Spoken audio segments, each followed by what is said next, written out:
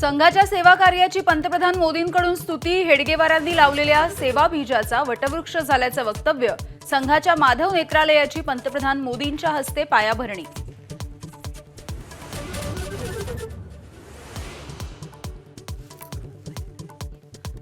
पंतप्रधान मोदींचं नागपूरमध्ये संघ संस्थापक डॉक्टर हेडगेवारांना अभिवादन, तर दीक्षाभूमीला सुद्धा भेट देत वंदन.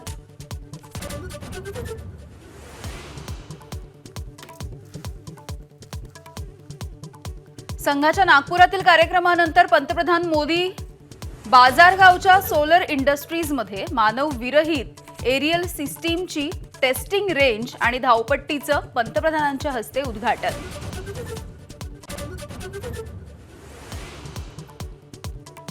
गुढीपाडवा मेळाव्यामध्ये राज ठाकरे रणशिंग फुंकणार. विधानसभेतल्या अपयशानंतर पक्षाला उभारी देण्याचाही प्रयत्न. शिवतीर्थ निवासस्थानी सहकुटुंब गुढी उभारून पूजा. पालघरमधील मनसेमधील अंतर्गत वाद चव्हाट्यावर. बॅनरवरील मनसे नेते अविनाश जाधव यांच्या फोटोला फासलं काळं. मनसे पदाधिकाऱ्यांनीच काळं फासल्याची माहिती.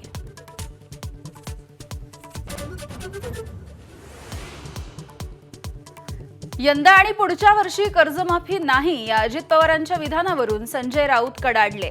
नैतिकतेच्या आधारे अजितदादांच्या राजीनाम्याची मागणी, तर शिंदेंनी देवगिरी बंगल्याबाहेर उपोषणाला बसावं, राऊतांचा खोचक सल्ला.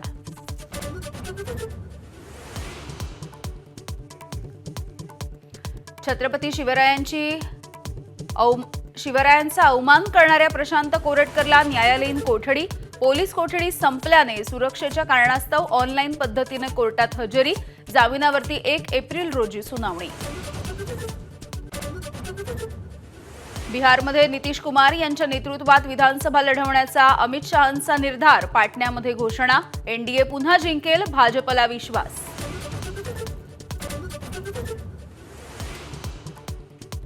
छत्तीसगडच्या चकमकीमध्ये 11 महिलांसह 17 नक्षलवाद्यांचा खात्मा. तब्बल 25 लाखांचं इनाम असलेल्या जगदीशचाही सुरक्षा यंत्रणांकडून खात्मा. 7 नक्षलवाद्यांची ओळख पटली.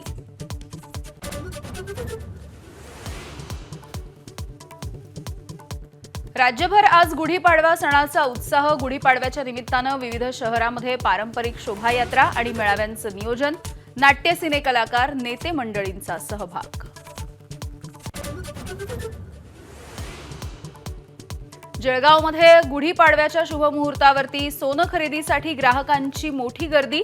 सोन्याच्या भावाने 92,000चा उच्चांक गाठलेला असताना सुद्धा महिला ग्राहकांची झुंबड.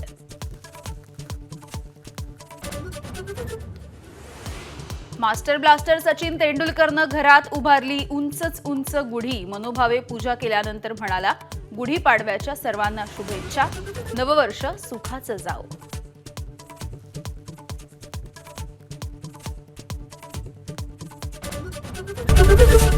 एबीपी माझा, उघडा डोळे बघा नीट.